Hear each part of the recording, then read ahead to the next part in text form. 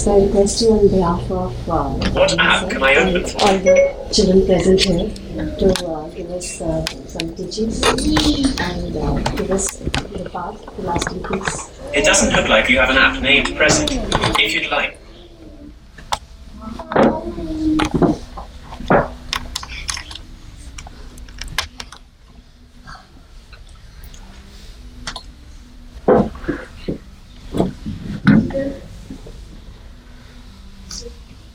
Does anyone want to ask me any questions before I start? We just do questions. The second row. Yes. Yeah. I want to know. Why did you not wear socks? I'm wearing socks. I don't usually wear socks, but it's cold here. Bangkok's quite hot. But you know, socks, in hot countries, of course, we rarely wear socks, and Buddhist monks don't wear socks. But I found one place I always wear socks is China. Because in China, everyone is taught that the first thing you should know if you want to keep in good health is to keep your feet warm. And so a few times I went to China, and usually if you're dressed like this, everybody thinks you're a bit strange, you know. But instead of just looking like this, people in China, they look down at your feet like this, and like sort of they just shake their heads because you're not wearing any socks. And then once we were walking in the park, and these two people looked at me and they looked at my feet, and they said, and they asked my friend who's translating, I said, what did they say?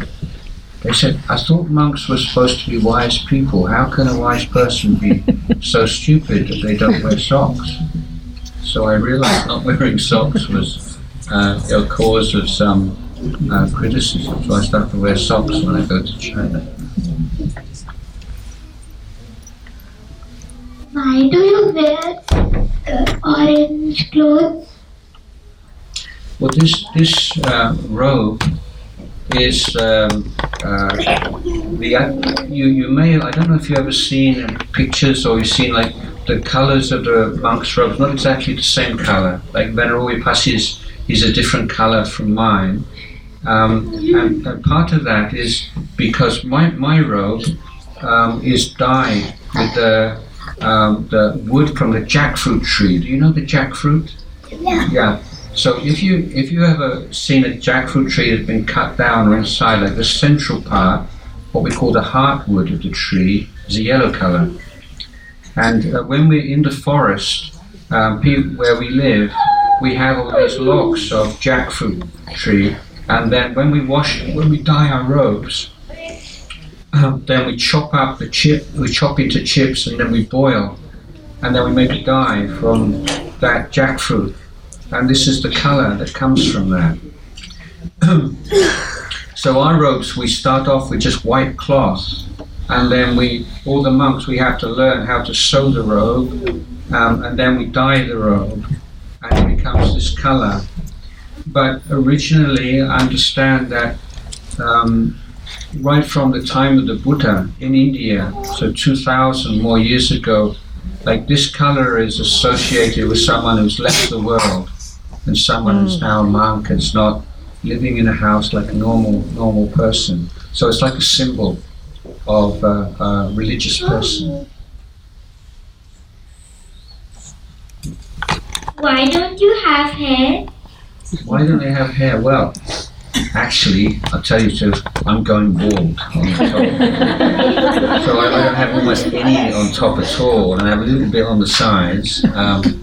But so, you know, like for most people, hair is really important, isn't it? It's a really big thing. You know what hairstyle? You want your hair long, you want your hair short, somebody want to dye their hair, so people spend so much time on their hair, isn't it? It's like a very important part of how you appear to other people. And people think, how can I be most attractive? When you think about how I can be beautiful or most attractive, then hair's like a really big thing.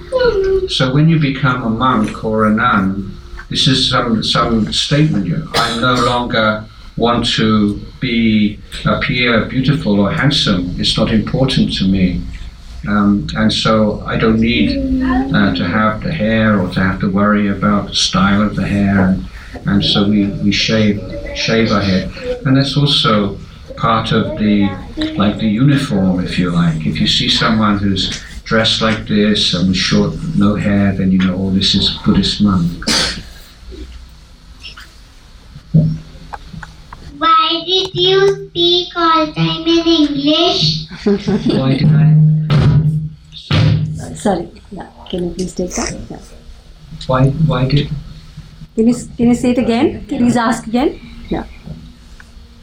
Why did you speak in English? Why did I speak in English? Well, I was born in England.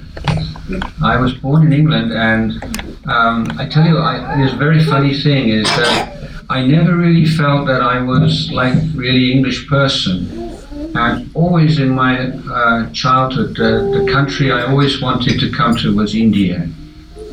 And so I had some real, almost like a magnet. And so as soon as I finished school, I was 17 years old, and I worked and I made some money, and I came to India. And I arrived in Delhi. The way I used to like to travel, because I didn't have much money, was hitchhiking, which means I would put my thumb by like this, can I go with you? So I came to Delhi from Amritsar on a truck. And so I was living my budget was 10 rupees a day, and that's everything for sleeping and eating, and so it was a real adventure for me. And I spent like 1 year in India, traveling all over India and studying, and I'm very interested in Indian religion and particularly Buddhism. And eventually I returned to England, and I realized I didn't want to do anything else with my life other than to study and practice Buddha's teaching and to share what I knew with other people. And that's when I first took the first steps to becoming a monk in Thailand. So when living in Thailand, I learned the Thai language and the local language, the local dialect. And these days I probably use Thai language more than English, but of course you don't forget your first language that you learned as a child. And I still do use English sometimes, but language is communication, isn't it? So if I come to a group of people, I think, well, what would be the best language to use? So if everyone can speak English, then that's better. If I was to speak Thai, you wouldn't understand anything. It wouldn't be any benefit to anybody.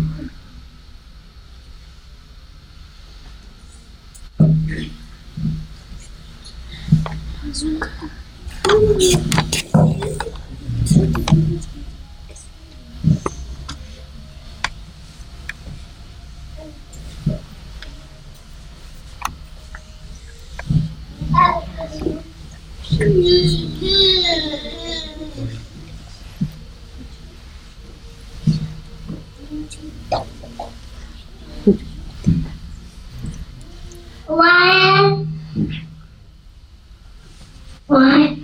थोड़ा सा दूर रख के बात कर सकते हैं. Why you let go?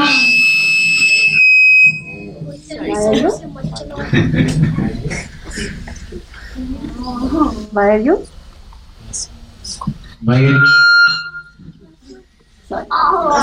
Sorry. Ask without the mic. Why you're sitting with your crossed legs? Oh, this is the style that when monks teach, then they are expected to sit in this style. I mean, I can sit with my legs down just normally. It's just normal for me when I am teaching to sit in this way.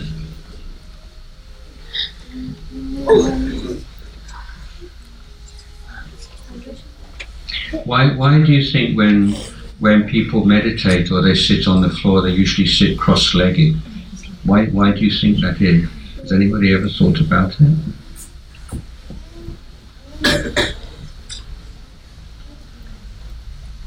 Well, one reason is a very simple reason. When you sit cross-legged, it's like the base of your body. It's like a triangle, isn't it? And that triangle is like a firm base for your body. So it means that you can sit straight quite easily and without any causing any problems for your health. And the way that we sit affects the way that we think and our emotions. You can see if someone sits straight, you feel one way, and if you just sit like this, you feel another way, don't you? So this is one thing that we're mindful about. It's like how we stand, how we walk, how we sit, because these things affect our mind. And if someone's always sitting like this, it's very easy to get sad, depressed. And you sit like this, you immediately feel more bright and more sharp and feel better, really. So this is one of the reasons that people who are interested in studying about their life and learning about their mind, they usually like to sit cross-legged because it's a good foundation for that kind of study.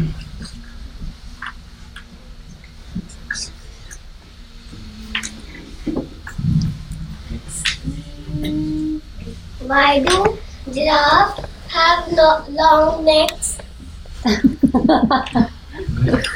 Why do giraffes have long necks? Why do giraffes have long necks? Well, I've never met any giraffes personally, so I haven't asked any, but I think it's probably because they want to eat the leaves in the tall trees, and then that helps them to do that. But you know, giraffes, because they have such long necks, you know, they have incredibly strong hearts, because they have to pump that blood all the way up high. So it's quite a thing to do that, isn't it?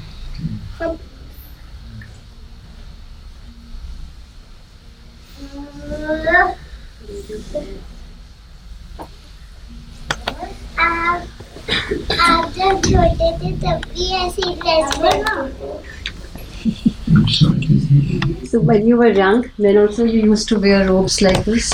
No, this is, we start to wear robes like this when we become monks.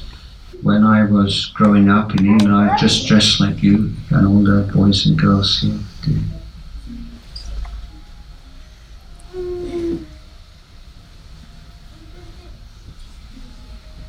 How old are you?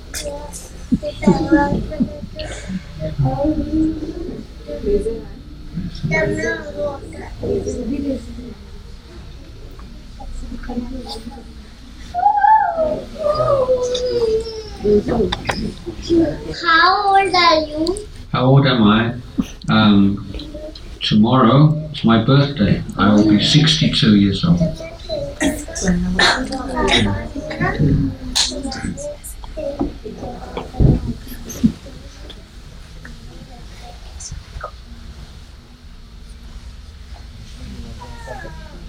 Does anybody else have any questions?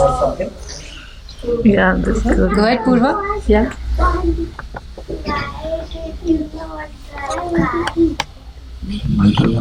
Did not drive car. Why do I not drive cars? That's a good question. So at the time of the Buddha, he laid down a lot of rules about what monks can do and what monks can't do. But he also said, in the future, when the Buddha has passed away, the society, the world will change. And so there will be many things that appear in the world which are not mentioned in my teachings. So you may have some doubts. Well, can we do this or can we do that? Because the Buddha never mentioned these things. So he said, I will give you a principle. He said, when you have some new thing and you're not sure whether it's possible or not possible for a monk to do this or to use this, then you should look at all the things that I allowed for the monks and all the things that I forbid. And then you should say, this new thing, is it most like the things that I allowed, or is it most like the things that I forbid? So in Thailand we consider that driving a car would be most like all the things that the Buddha said monks should not do. See, one of the things that the Buddha wanted the monks, he wanted the monks to be helpless.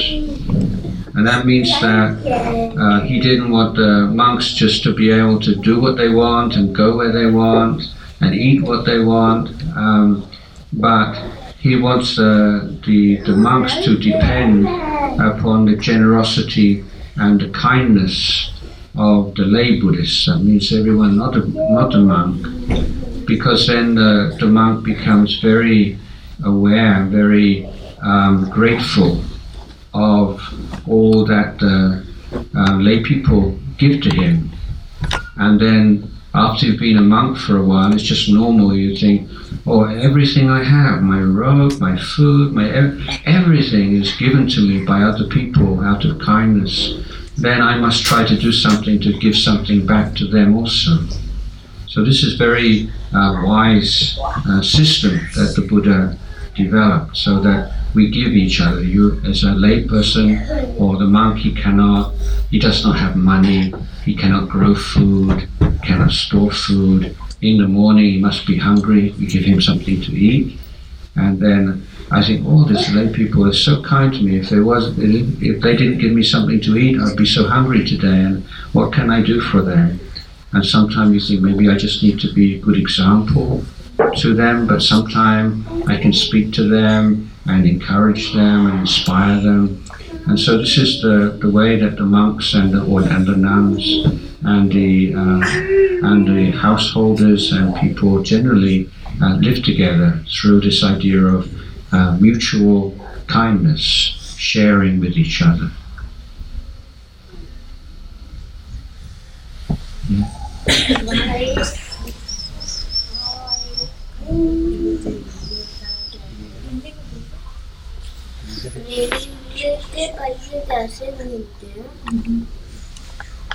How the train wheels move.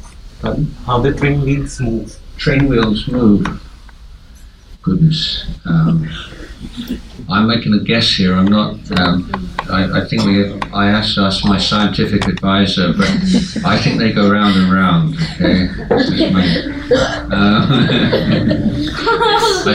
I think it depends on the whether it's a steam train or whether it's a diesel train or it's a hover train. There's lots of different ways that create some energy, and then you direct the energy into the wheels, and then the wheels go round. Is that okay? So,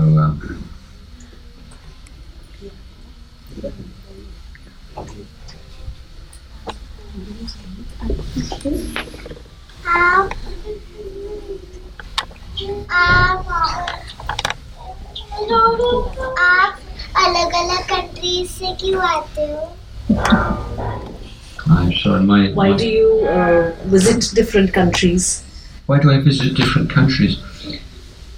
Well, actually, you see, as Buddhist monks, I say we don't have money, and the idea is we don't just say, I want to go here, I want to go there. But now there are so many Buddhists all around the world, and they send invitations, and they say, oh, we don't have any monasteries here, we don't have any monks, we don't have any teachers.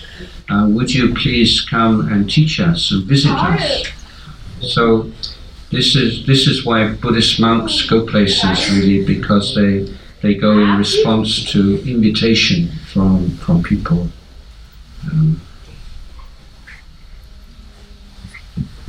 So that's generally why we go where we go. This monk, he is from Portugal. It's a different country in Europe. Does anybody know where Portugal is? No? Have you heard of Portugal before? Yeah. Portugal is next to another bigger country you might have heard of. Have you heard of the country that's next to Portugal? Have you ever looked on a map? The country's called Spain. So Spain and Portugal are like a little big square like that. And Portugal's a smaller country. But we have a monastery there now. And Ajahn is one of the monks who's been helping to build a Buddhist monastery in that country. So many countries now, they would like to have Buddhist monasteries. And Venerable Vipassi, he's originally from Delhi, but now he's living in a monastery in Sri Lanka. But he's just come back to visit Delhi for a short period. Okay.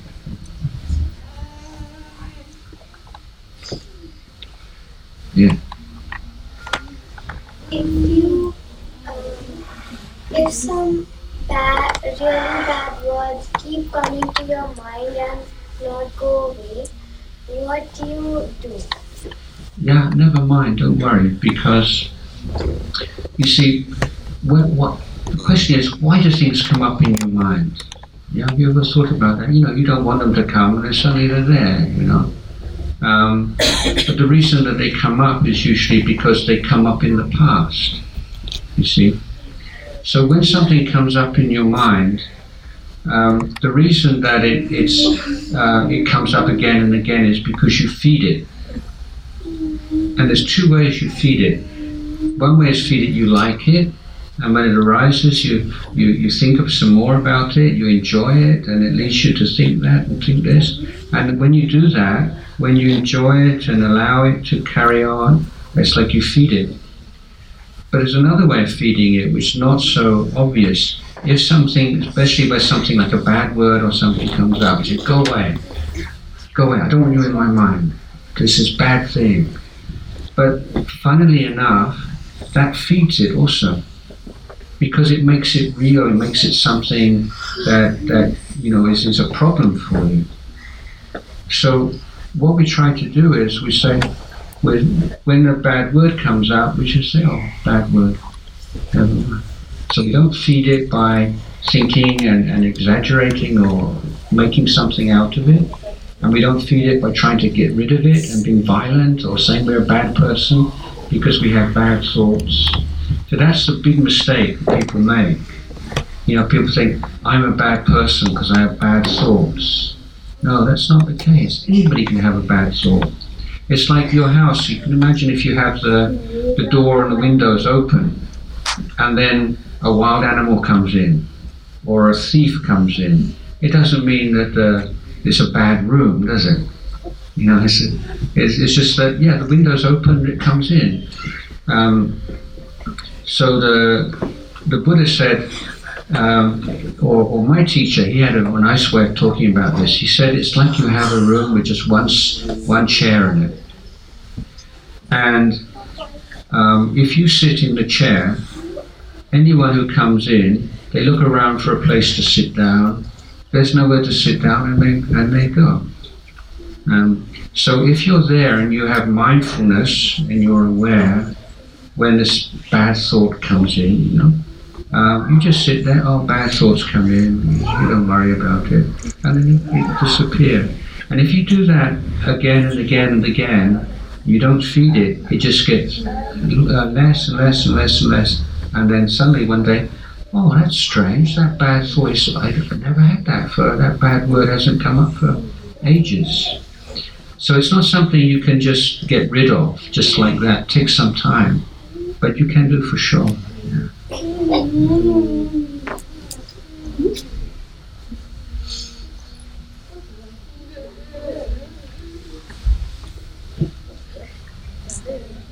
Does anybody have any other question? Yeah, a view What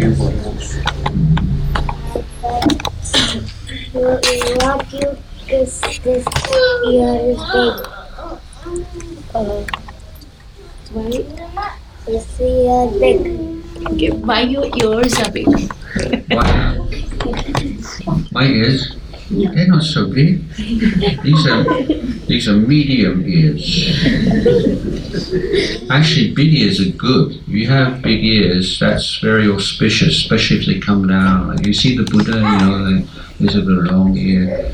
And I've noticed people have long ears, they tend to have long life. It's a sign of long life. So when he says, "Oh, big ears," you should be very proud. Yeah, big ears is a good thing. My ears not so big. Why did you not wear sports shoes? Why don't wear shoes? Sports shoes. Sport shoes. Sport shoes. Because you don't play sport. You're a waste of time, isn't it? We did.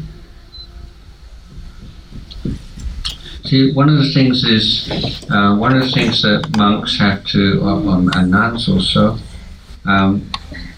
we live our life in a way to say, we are very happy people, but we don't have all the enjoyments that people have, like we don't go to watch the movies, or we don't play sports, and so when you see a monk, it's kind of a bit puzzling. All the things that people say make you happy, the monks, they don't have those things, but they seem quite happy. Why is that?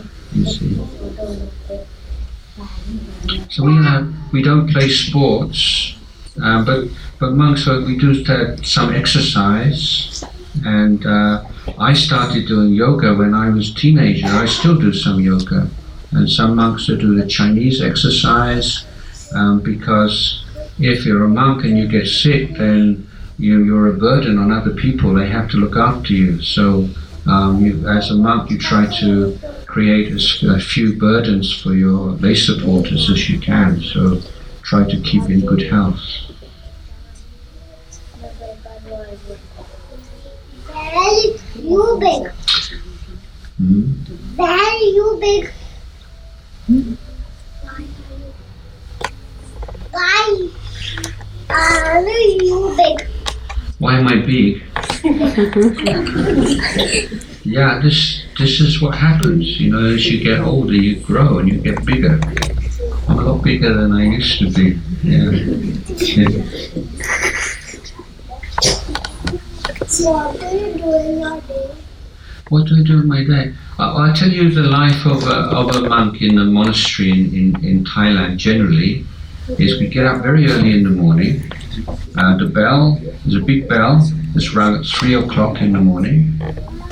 And then the monks, they all live in little cottages in the forest, and then they all walk to the main hall.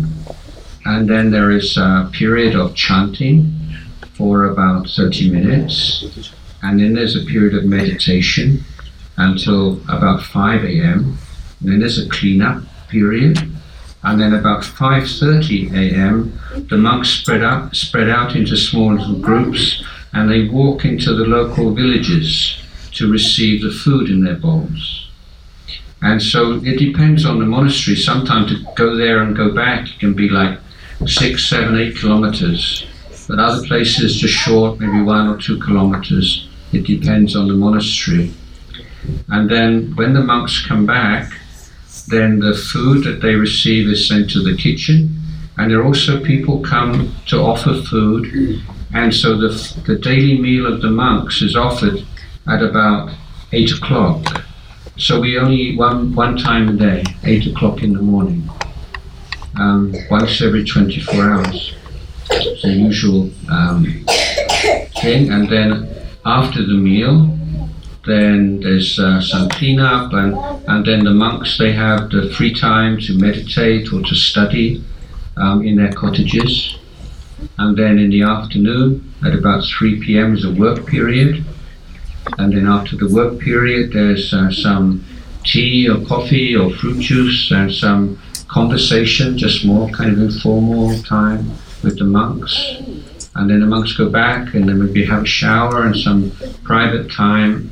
And then there's an evening meeting with meditation and chanting, and sometimes the abbot will give some talk to the monks and finish about 9:30, and then the monks can go back to their to their cottages. That's a kind of a normal day in the forest monastery.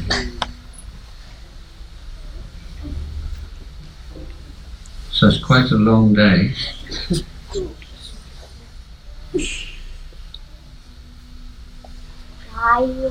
Why you eat bok choy?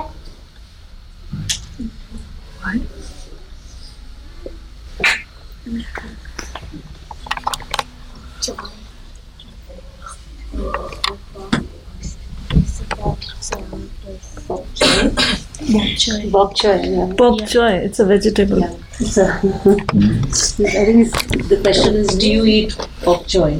Why do you eat? Why do you eat? Bok choy. Yeah. I think it's the name of a vegetable, I think. Oh, I don't know. Probably, if it's a vegetable, then I probably would eat it, yes. I like vegetables. Do you like vegetables? Yeah. Yes.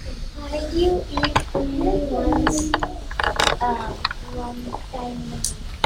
Well, one reason is that, as I told you before, that we don't cook our own food, and what we eat is through the generosity of our lay supporters. So everyone has to go to work, and they have a lot to do, a lot of responsibilities. So we want to have like as minimum problem for them or time for them. So just one meal a day, and it's enough for us. We feel once you eat one meal a day, actually it's very healthy. But also, as monks, what you notice is in the evening time, when you have an empty stomach, it's very good for meditation. If you eat a lot in the evening, it makes you very kind of sluggish and sleepy. And also, if you don't eat in the evening, you don't need to sleep so much either, because your body's not having to do all this extra work of digesting the food.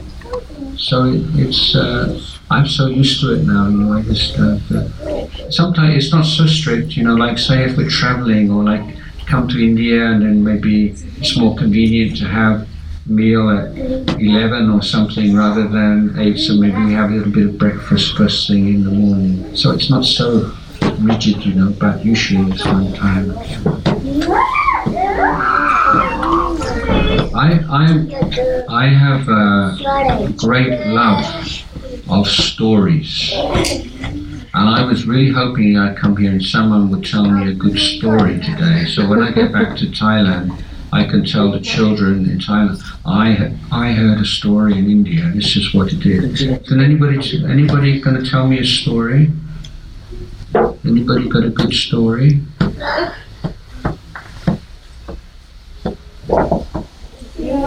Want a story? Anybody?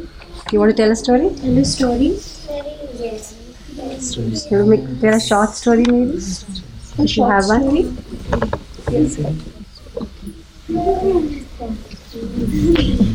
Anybody who has it? Sanvi? Go ahead. Can you ask her to stand up? You want to stand up and say? Just sit down. There was a princess named Bobby. He lives, but he don't like her home, so he leave her home.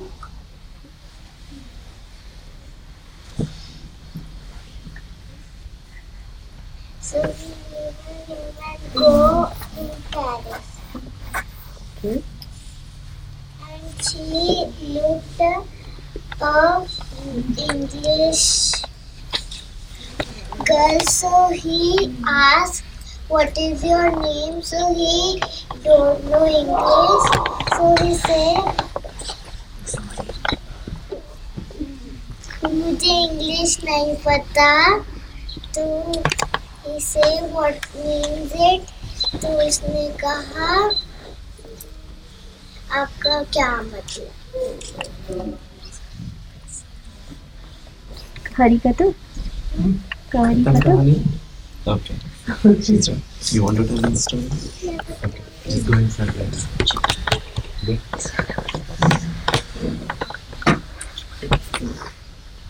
Move to There is jungle.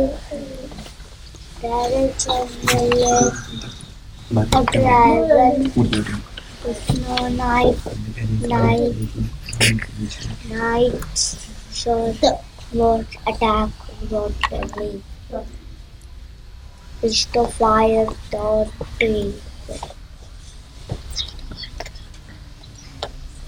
But is found the lion. But giant doesn't notice. फिर क्या हुआ? हम हो गए हैं.